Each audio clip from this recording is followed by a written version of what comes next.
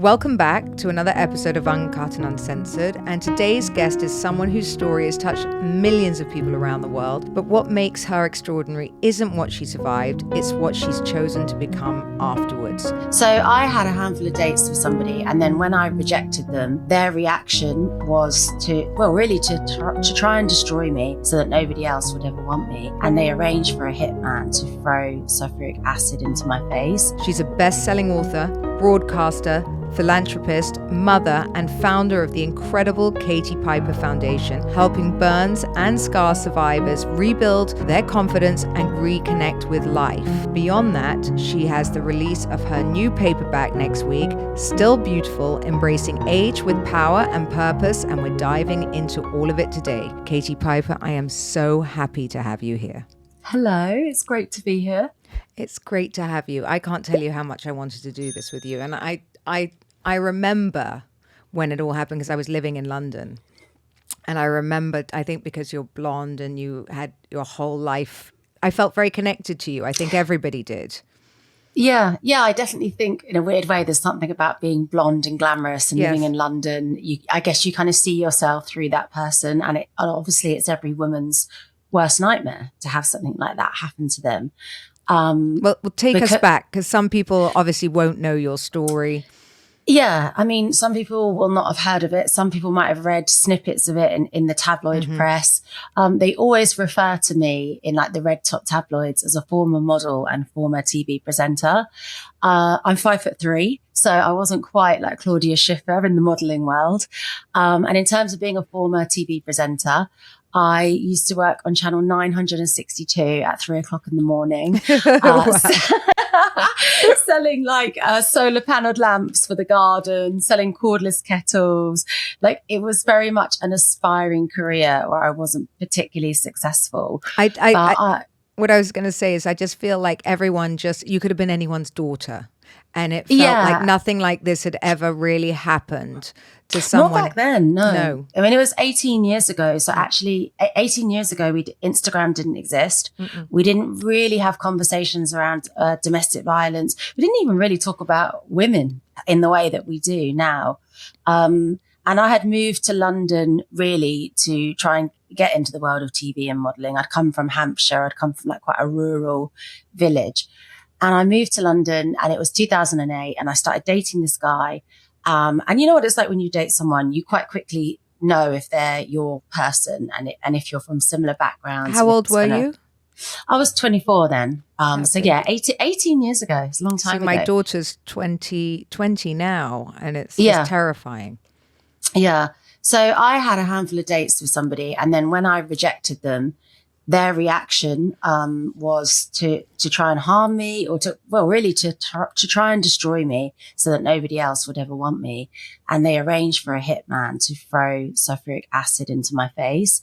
And I think the circumstances were quite shocking because it was like rush hour, daytime, broad daylight, loads of people around.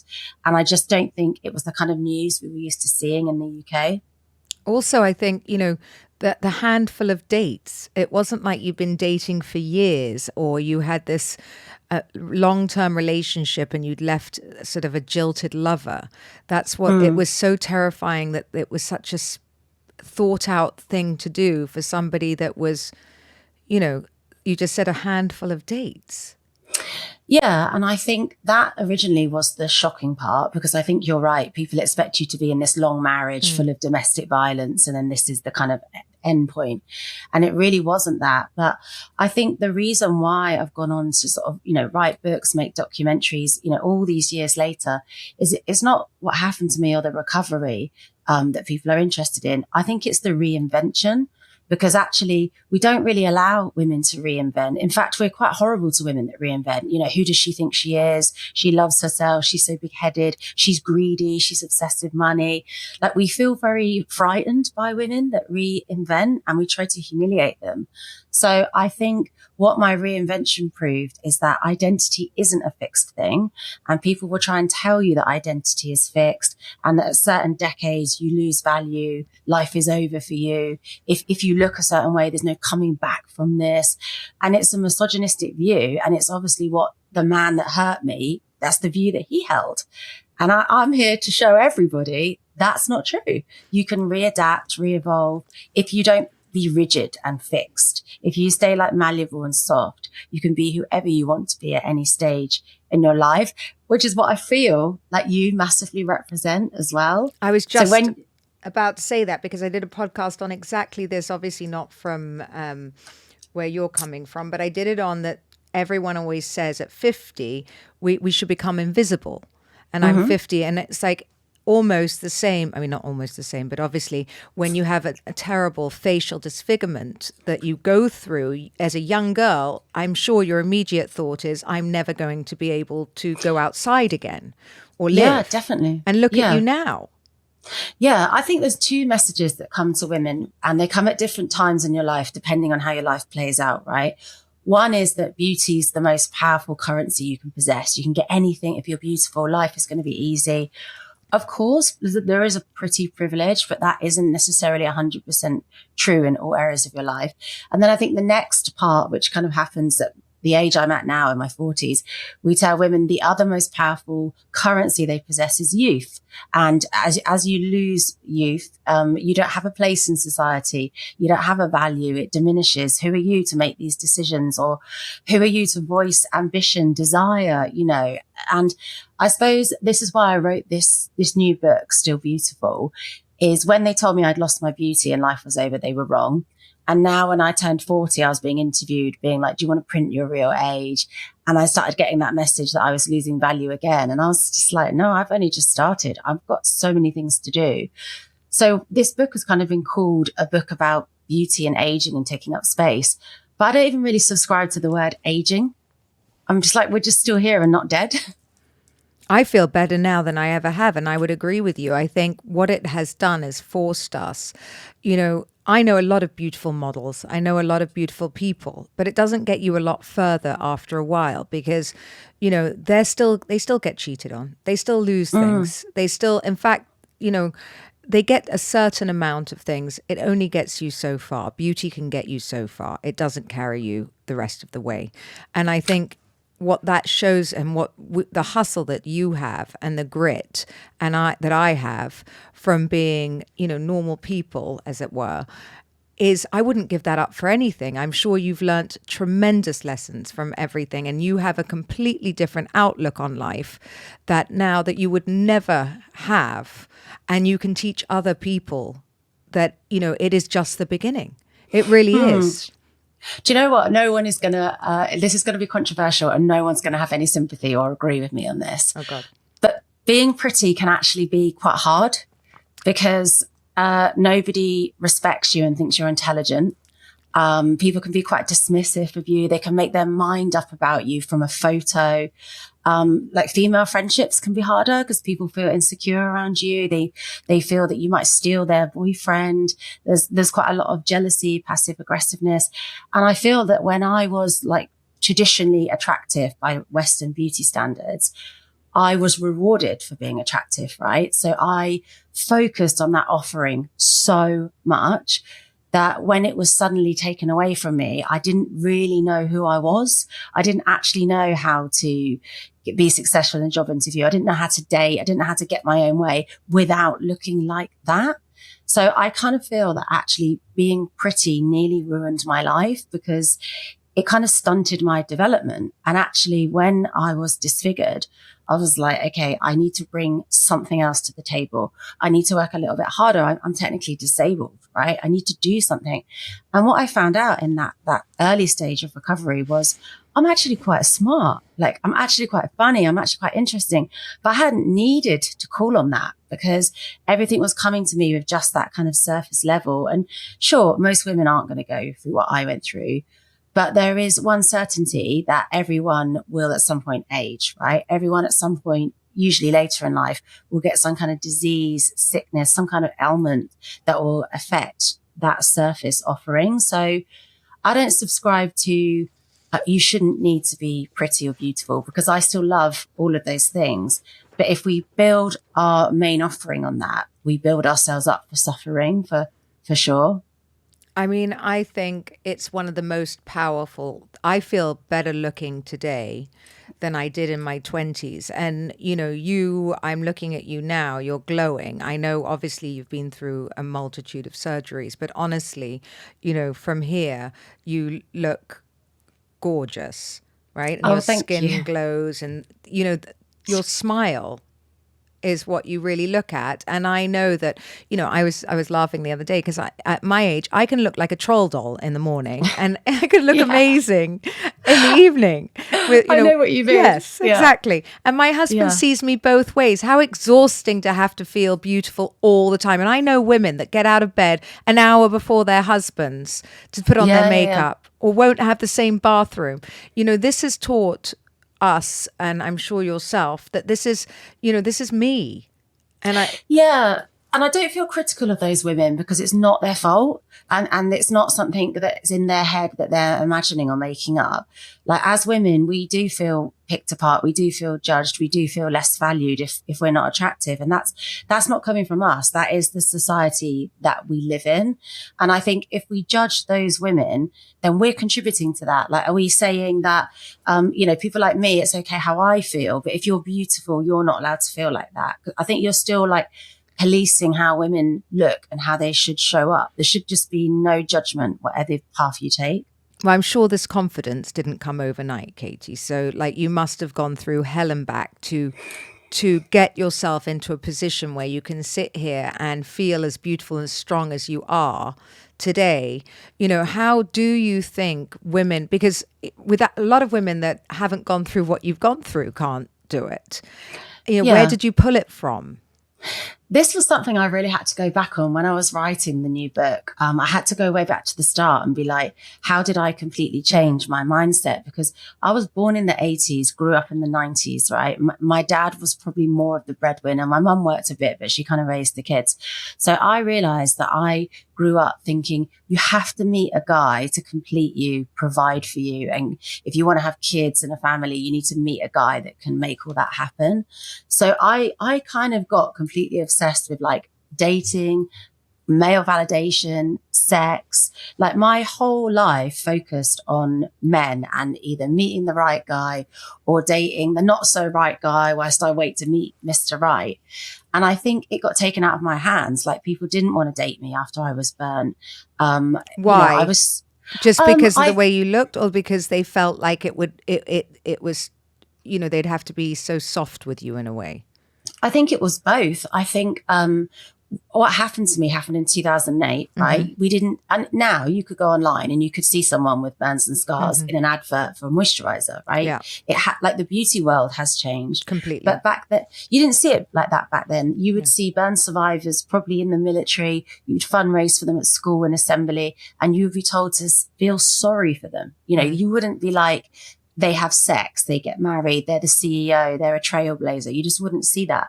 So men were taken off the table for me. It wasn't my choice. I couldn't access that world anymore. Oh my God, I had to put my energy somewhere. So I put my energy into my career, and I reached levels of success, not just financially, but also through achievement. I set up my charity and I did all these firsts where I wasn't even like formally educated. I didn't even do A-levels. I didn't even go to college, right? Let alone uni. So as soon as I decentered that male gaze, stopped having sex, stopped dating, I reached levels of professional success I never could have before, because I put all my time and energy into what I was wearing, where I was going, who was texting me back, who I was texting. I didn't have anything left to do anything else and reach any other. I would never be this successful if I was able to have continued dating in my 20s, and my whole 20s would have been dedicated to men had I not been attacked. So, then, obviously you're married now and you have children and you've moved, so far on from all of this, which is also amazing. Because how did you start dating again, and how do you trust again? Because again, there were no signs leading up to this. There can't have been if it was only a few dates. How do you trust anybody else and let them back in and start a normal life? I think I was lonely, right? So I was having like all these things like, what it's like. You do a good TV show and get great viewing figures, or you sell a book and it goes up to the charts, and then the publishers send you a big bottle of champagne. And I'd bought this flat in Chiswick, and I was getting champagne sent to my house for these achievements and drinking it alone in the flat, and then like waking up in the morning in my clothes in the front room. And it was actually quite bleak, and I just thought, everything I do, and I'm traveling the world filming, and I've got nobody to share it with. And I really want to share it with someone. And I wanted to become a mum. I started looking into like sperm donation, freezing my eggs, thinking, maybe I can do it by myself. And in that time, I would put myself out there. I would talk to people when I go out, and everyone would friend zone me or ask me if I had any opportunities for their auntie. Their auntie wants a job at my charity. Like, I would literally just become that kind of third wheel with everybody. And then when I did get a date, it would be like people would meet me in a bar and they'd be kind of drunk. It would be low lighting, and I would be put together in my makeup, hair, outfit. And then when they would see me like sober in the daylight, then they would just ghost me. And it was like really, really hard, because the most gorgeous women get ghosted, right? Dating is hard for everybody, but it was so hard not to be like, there isn't someone for me. No one is going to want me. And I really had to that's when I kind of got into fitness. I started just running all the time and just trying to be my kind of own boyfriend, really. And I went on I had an awful date. I write about this in the book. I mean, it's funny now because I'm happy, but this guy met me kind of drunk in a bar, and then he was like, I want to take you for dinner. And I had no money, right? I was skint. I was like writing books and stuff, but you get an advance. You don't necessarily make a lot of money. And he was like, let's go to Nobu for dinner. So I get to Nobu, I turn out, I'm stressing. I've changed outfits like 10 times. I've padded my bra out. Like, I'm literally having like major anxiety. I turn up and he is like visibly shocked. And I'm like, okay, he doesn't remember me because he was obviously a bit drunk. I don't think he realized that I was burnt. Right. And I had a dress on that showed all the burns down the front of me. I didn't have loads of like thick makeup on. You could see. And he's like nervous, and like he orders loads of food, some cocktails. And then before the food comes, he's like, oh, I've seen someone over there who I know. So I'm just going to go and say hi. I'll be back in a second. He never came back. And it was so embarrassing because like the waiter was like, where's your friend gone? And I was like, oh, he'll be back in a minute. And after a while I was thinking, how long do I wait? And you got left with the bill. Yeah, the bill. Can you imagine? The bill was like about $6.50, and I didn't have any money, right? So I was like, oh my God, I'm sat there with like my Visa Electron, knowing it's going to decline. Then I'm like, my coat's in the cloakroom. Do I queue for my coat? And my whole like bottom lip was trembling because I wanted to cry, but didn't want to cry in the middle of Nobu with my bra padded out with bloody tissue. And it was just that horrible realization of society's right. It is over for me. And I've made a fool of myself, and I've put myself out there. And there were times like that when it was really hurtful, but it was rock bottom. And I think we all know that rock bottom, you either give up or you start some serious transformation. And I think those moments were the serious transformation moments for me that really cut into my soul. I mean, I think that's so admirable because, as I said, I think in today's society, we've been allowed to give up too easily.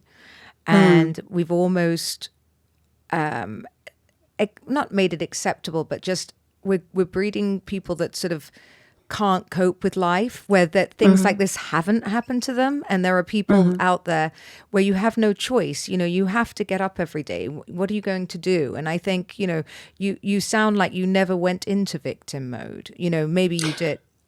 No, I think at the beginning, of course, you have a little bit of wallowing and self-pity. Why me? And that's fine, because I think that also turns to yeah, it's totally normal, because if you weren't like that, that's kind of a toxic positivity. And I think that manifests as a bit of anger. You let that anger out. You allow the pain to visit, but you don't let it overstay, because then you become a bit bitter and angry and jealous.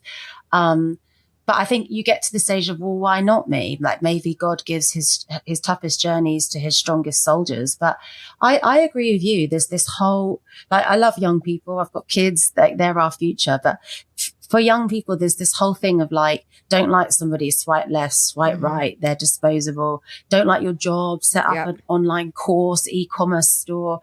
And it's like, actually, you don't have to love every path you take. It doesn't have to be blissful happiness. Like sometimes all that kind of like resilience and all that rebuilding is what turns you into a truly confident person who can't be broken by external things. But again, I think it's a lie that we tell women. Like we tell women, your 20s are your heyday. Like they're the best time in your life. No, thank you.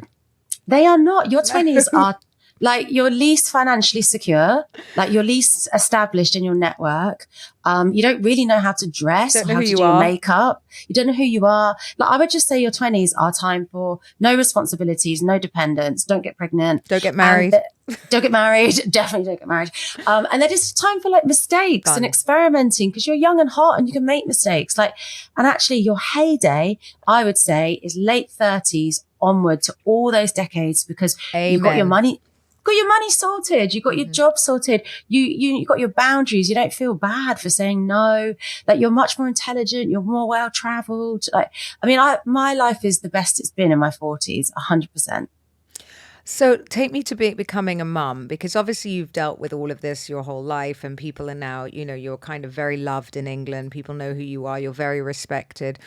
You know, you've gone through everything. You look beautiful. You've had amazing doctors and you've kind of come out the other side as much as anyone can. But when you have children, you know, coming through a trauma like that, how was it bringing up children? Because obviously it's a whole nother thing for them. Yeah, it is. I've got two daughters. So the eldest, she's just like started year 7. She's 12 in secondary school. So she's like a mini woman herself. And then my youngest is 8 in year 3. It's kind of like when you adopt children and you always let them know they're adopted. That's what I've done with my kids. They've obviously always known what happened to me. It's visible. You can see it. They've grown up volunteering at my charity. So they've met people who've lost limbs. They've met people with, you know, bigger burns than me. So unlike most children, they've been around like disfigurement all their life, to the point when they went to school, the eldest came home and was like, nobody's burnt, nobody's disfigured, no one in the class, none of the mums are. And I was like, yeah, it's not as common as you think, but it's just common in our world. So they didn't have that big moment where they were like, sit them down and reveal and tell them what happened to me. I think whoever your mum is, she's your normal, you know. I'm sure you're normal to your kids, but not to the outside world, you know. No. In the best possible way. No, they always say, Mum, why can't you be normal? But, you know, kids can be mean too, other kids and things like that when they don't understand it. And, you know, it's, I was wondering how you have that conversation. Like, when do they realize that you're not a normal mum? Because and also, I think it's unfair. Like, children are going to be frightened by a different appearance and they are going to stare. And I don't think that makes them mean children. You know, I think it's the truth. Like, if you see something different, you're going to double take. It doesn't mean that. Yeah. And it doesn't mean that comes from a bad place. And actually, if you then have to be like, oh, shh, don't look, don't say anything. That's worse. Then it's much worse. You're breeding that thing of like, that person's weird and turn away from them. So it's not my job to go out there and like educate people all the time, but I can choose the power exchange. Like, I don't feel awkward in that situation. I don't shrink myself to fit that situation. I grow beyond it to become what I want to come. And, you know, again, with the whole dating thing, it's like, if someone doesn't see any value in me, that doesn't mean that I'm at a loss. Like, I just move on and show up in places where I'm welcome. If there aren't any places, I create them. You know, that's why.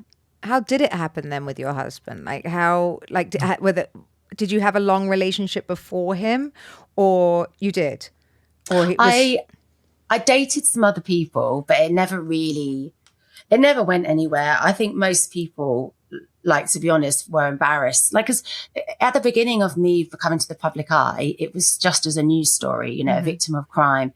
And then as I went to build my career, then in my own right, I started presenting and writing. But I think at first guys were embarrassed to be seen with me. And I always felt like they might sleep with me, but not tell their friends, or they might come and see me at my house, their house, but would they take me somewhere? Like, I honestly felt like people were ashamed of me. And in a typical weak person's kind of mentality, until I had that acceptance of my husband, then all those people started texting me again, because now I was acceptable and cool to date. And the same with when I reached different levels of establishment in my career, the Nobu guy texts me back. No, I'm like, the Nobu guy texts you back? Yeah, like 3 years later. Up. Yeah, I think I was nominated for like a BAFTA, and then the next day he like texts me, like, typical guy 3 years later, hey, how are you? Hope you told him to go F himself. I wanted to be like, I'm in prison for doing a bloody dine and dash because you didn't pay the bill. Yeah. Oh my God, that's awful. You know, actually, it even happened to me that way with Sergio. I know, he was 24. So everyone was like, obviously, he's going to leave you and he's only with you for certain things. I'm like, he's 24 years old and he's Spanish. You think he was watching Housewives, a whole load of, and playing football? Like, no. In his spare time, he was watching Housewives. And, now, of course, Sergio's successful, really successful with me here. And, he's now 31 and, women slide into his DMs all the time going, she's too old. I'll give you a baby. All of this. I'm like, none of you would have spat on him about, 8 years ago. Now. Yeah. It's interesting, isn't it? You get more attention from the opposite sex when you're not single, because some people are so weak, they can only go after what other people want or say is okay or cool. Yeah. And that's a sad place to be, because that means you don't really know what you want or what you're attracted to. Me and my husband met over, do you remember BBM on BlackBerry? Oh my God. Like, it was the equivalent of WhatsApp back then. Yeah. Everyone was like, give me your PIN, give me your BBM. So his friend was so I was living in Chiswick. He's an Essex boy. He's living in Essex. And my friend's like casually dating his friend. And we're all like hanging out in groups. We're in like beer gardens. And he doesn't even speak to me, right? We're in this beer garden in Essex. And then he asked my friend, or can I have her BBM PIN? And I was like, no, you just blank me in the big groups. You don't talk to me. Half an hour later, after like stalking him online and researching him, I was like, give him my PIN. And then we just start talking, and I'm going to Minnesota, right? I'm going to America with Channel 4 to make this documentary about stem cells, because I'm getting these stem cell transplants because I'm blind in one eye. So we end up having this proper 90s relationship on BBM, where, when you like had a crush on someone and you talk to them till you fall asleep, and then the phone's on the pillow in the morning. No, you hang up. Exactly that, right? And then I end up being in America for like a month, and then I come back, and then we start sort of dating. But I'm quite busy at this point, and he's got a full-time job. He has a business. He's a loft converter. He's a carpenter. So we only really see each other like Friday to Sunday. It's going well. We're dating. Then I have this hideous thing where I get a deviated septum, right? And I have to have this thing called an osmosis expander put into this bit of... remember that. You had this thing horrendous in your nostrils, So he's like young, good looking. He's got a 6-pack. And I'm like, look, you're good looking. You go off and date other people and meet people. I'm going to be recovering. This is going to be a nightmare. I've got to have my top rib removed for cartilage. I've got to use a walking stick. Like, this isn't your life to get involved with. This is what people do for their wives when you're in your 70s. Like, you look after each other because you get these ailments. Go away. I don't want you around. And he's like, well, I thought it was going really well. I think that's really mean. And I'm like, it's not like a nose job. It's not going to be like that. It's going to be whole reconstruction, and it's going to be a nightmare. I don't want you around. And I was actually quite horrible to him. Anyway, he shows up at the hospital. He brings like a Grazia, a Twix. He meets my mum for the first time, like in a hospital. Like, how weird. And then I get an infection. The expander bursts, and I get this huge hole here. Oh my God. And it smells. And when I look down, snot comes out when I look down. And I'm like, oh my God, we're still at the stage of, if we have sex, I shave the top of my thigh. Like, this can't be happening in the honeymoon period. I can't be smelling of mucus and pus. He doesn't leave. I get discharged from hospital. And our thing we used to do, this is how like 90s our relationship was. We used to go to Blockbusters every weekend. Oh, I used to love it. Yeah. We go browse all the videos. So he's like, okay, well, let's go to Blockbusters like we normally do. And I was like, if we go to Blockbusters with me with a hole in my face and a walking stick, everyone's going to stare at me, and they're going to stare at you, and it's just going to be a nightmare. You still had the hole in your nose. Still had the hole. You can't stitch it. You have to let the skin graft shrink. It was going to be my like 8 goodness. weeks, right? So I was like, you go to Blockbusters, I'll wait here, and then we'll just like stay in together. And he's like, I'm not going without you, so we can just sit here. You've only got channel 1 to 4, so we've got nothing to watch, so we're just going to sit here. So he forced me to go. Everyone did stare at us, and he was just fine walking around, getting all the new DVDs, as it was back then. And then that was it. I was like, okay, we've done the whole relationship in reverse. I know that we can deal with anything if we can deal with this. And then we just stayed together. Like, that was 14 years ago. Oh my God. So I want to ask you then, what have you ever asked him, like, what made him stay? I mean, in a way, you know, I always say to Sergio, how did he know he was going to be with someone so much older? What made you stay? Because people gave him so much shit for being with me. And it was so hard. Like, what made him, you're right, like, stay with you from that day on? What was it that just, he knew you were the one? Yeah, because it's a lot to endure for a young guy, right? He's 27. No need. He could be in a nightclub with, like, you know. Yeah. And I think it's because we're so obsessed with the exchange, the power, the currency of, like, you see a hot guy or a hot girl with someone you don't think's their match, and you're like, why are they with them? They must be rich, or they must be there. Yeah. And we get so obsessed with that. And it's like, actually, Richie has his own demons. He has his own problems. He's not perfect. Like, who's to say that I'm not out of his league? You know, but we think you can only know that by what someone looks like. Right. Like, I've helped him a lot. Like, he's the person he is today because I've helped him develop, you know. 1,000%. But a 20-something-year-old guy is usually led by looks. Any 20-something-year-old guy, not a hospital bed. So what do you think? Because, you know, to have the emotional maturity to know it's that, rare, for sure. Yeah, to have the long game, you know, that this is a moment in your life. It's rare, but it's not out there. And whenever I talk to other burn survivors, I'm like, you only see a section of society on social media. You only see a section of society online. And if you go beyond the surface, if you, like, I've set up charities, I go and volunteer, I go work in prisons. There's a whole other section of society that some people don't ever meet because they don't go beyond what's on that surface level. And I do think, like, do you not ever look back on some exes that you thought were gorgeous and now you're not in love with them? You're like, what was I doing? Yeah. Because when you are involved with somebody and you find them hilarious and they show you a good time and they're good in bed and you connect on all these other, like, arts and cultures, they are super attractive to you. Even if society says, look, this symmetry is attractive or this way of dressing is attractive, they are attractive to you. And I think he found me attractive in spite of everything else going on. And it's connection. You know, I always say that, like, you know, Sergio and I are so connected above anything else. Like, of course, there are hot young girls that walk past him. And, you know, we live in a very sort of, you know, shallow world in the Middle East. So we're, you know, and it is, nobody would date, no guys date older women here, really. And I, you know, they like to look, but he wouldn't trade me for anything. And I think that that's what people have forgotten. I think we're so busy telling ourselves that once we get to a certain age or if we don't look a certain way, men will trade us in. And yeah, but then don't you feel like in your relationship, because this is how I feel, it's so solid because I feel like it is built on something beyond that.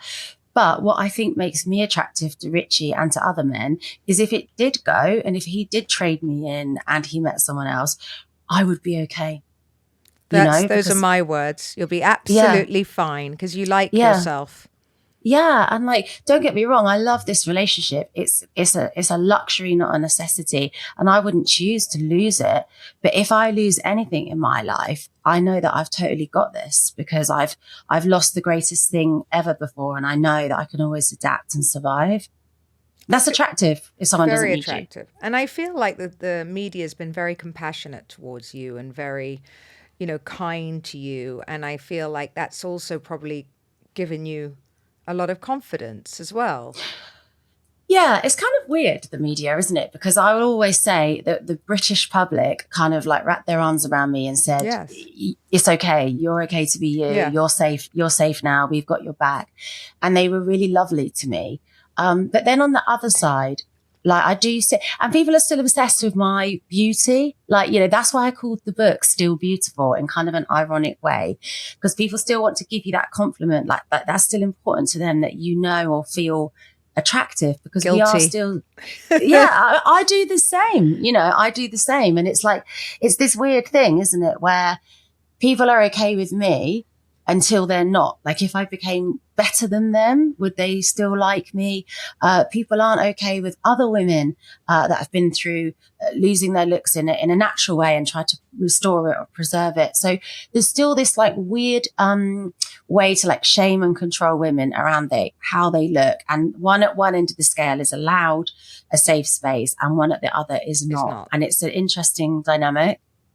How do you feel like healing looks for you now? Obviously, the book must have been very cathartic. Your family must be very cathartic. Like, you know, what has this reinvention and look like today for you?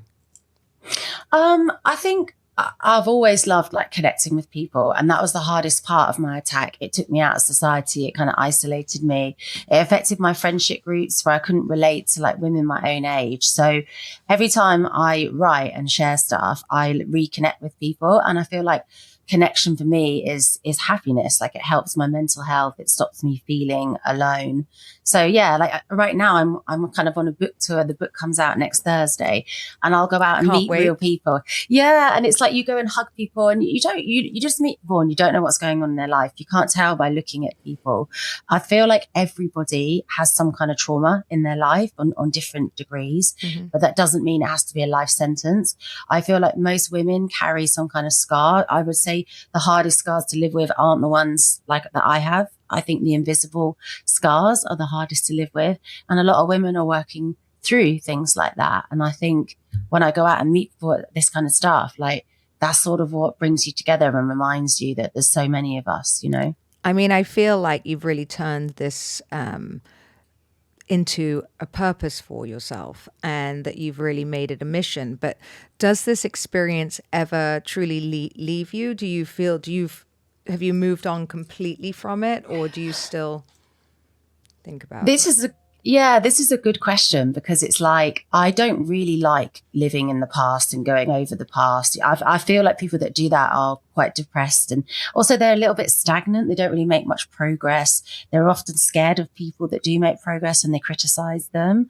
And then people that live in the future are kind of anxious and highly strung and like control freaks. So I feel like you should always live in the present. But what I've chosen to do in being so vocal and putting stuff on platforms does mean that I do need to go back into the past to give people context. And sometimes that can be the part that I struggle with the most. And I'm actually hoping, I'm actually about to set something up in a few months' time that I'm hoping will take me slightly away from that. But for now, I think the stuff that I'm doing does require me. Like I couldn't have talked to you today about beauty and aging without giving you the context of how I've got here. It's just, it's such a necessity, you know? I mean, you know, with the book coming out now, and I'm sure you help so many people, what message would you like to give women out there that are struggling in whatever ways? And by the way, everybody out there, I think this book has a much greater meaning than just what happened to Katie. I think when you really look at it, everyone can benefit from learning the mindset to get over a trauma, whether it be it this kind of trauma or any trauma. I think I always used to look in the mirror in the first sort of early years, and I would just see loss. And I know now I've turned 40 from talking to other women when they go through like peri and through menopause, lots of women see loss, or they see, you know, a body they no longer have post childbirth. And I just think you need to stop adjusting and shrinking yourself for other people's narrative. Like I always say that other people's discomfort is not my burden. I don't need to make people feel okay in my presence. And I think actually, if you've ever felt not good enough, if you've ever felt unattractive, try and look at where that's coming from, because usually the source of where that is coming from, that same person is selling you the solution. They're selling you the creams, they're selling you the supplements, they're selling you, you know, whatever it is they're marketing to you. And if we all suddenly had this level of confidence and self-esteem, the economy would completely collapse, because basically women keep the economy going with their insecurities. So just be mindful of that complete circle aspirational, and don't look to those people for that proper confidence. Like, sure, I like the dresses. I do my hair, my lashes. I like all those things, but that isn't who I am at my root. And nobody can kind of keep me and hold me down in that way. And the same goes for you. If you ever felt not enough, you were never, ever the problem. It's not your fault.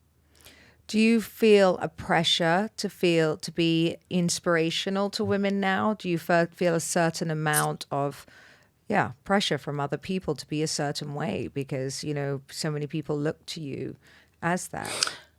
No, I don't. And this is one of the things I really like about you. I think women don't need role models to be perfect or holier than thou. What women need is they need a woman who's honest. And I think you're very honest. I think you're very transparent.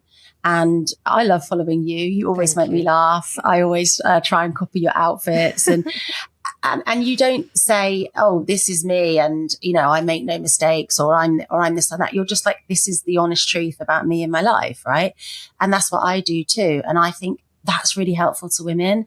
I think censoring stuff and pretending things is unhelpful, and it makes women feel like they're lacking or they're doing something wrong. And then with your honesty, they can take whatever they want from that, and they can do whatever they want to do with that, right?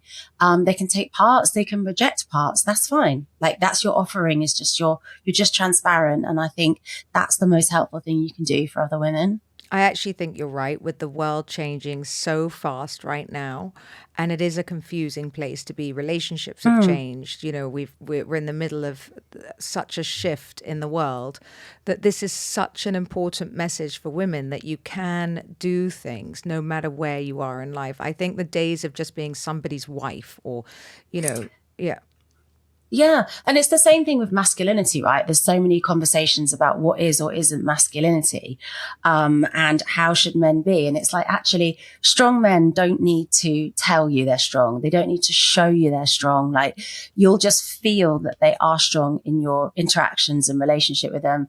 Like, they'll carry you at weak moments, and then you'll return that and you'll carry them at weak moments. And masculinity isn't Andrew Tate and dominance. Actually, sometimes what you'll find in masculinity is like the most quietest men can make you feel the most safest, and you can really flourish with a man that doesn't need to compete against you. He doesn't need to diminish your achievements, and he doesn't need to save you.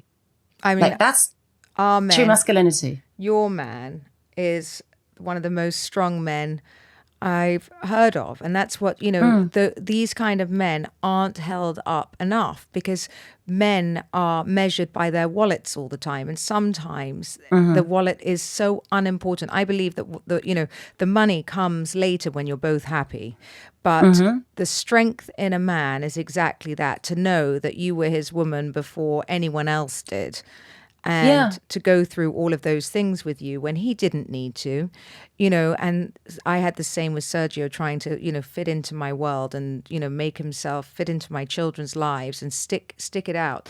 Those are the types of men, ladies, you want to put yourself in a room because they can endure. They can endure, they're resilient. And it must have been hard for you. Like, it's not easy, right? Yeah. Like, but it sort of shows you, oh, this guy's kind of got a bit of guts. He's got a bit of staying power.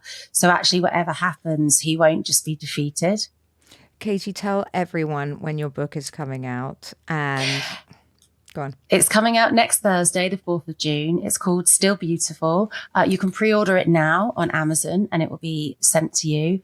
And I'll be traveling up and down the country doing signings and meet and greets and stuff. So hopefully I'll be coming to a town near you soon. And everywhere they can find you on social media? Yeah, do you know what? I'm on every platform, but I'm most active on Instagram, and I'm Katie Piper _ on there. Thank you, Katie. This has been amazing. I think you're truly an inspiration, and keep doing what you're doing, because the world needs more of you. It really does.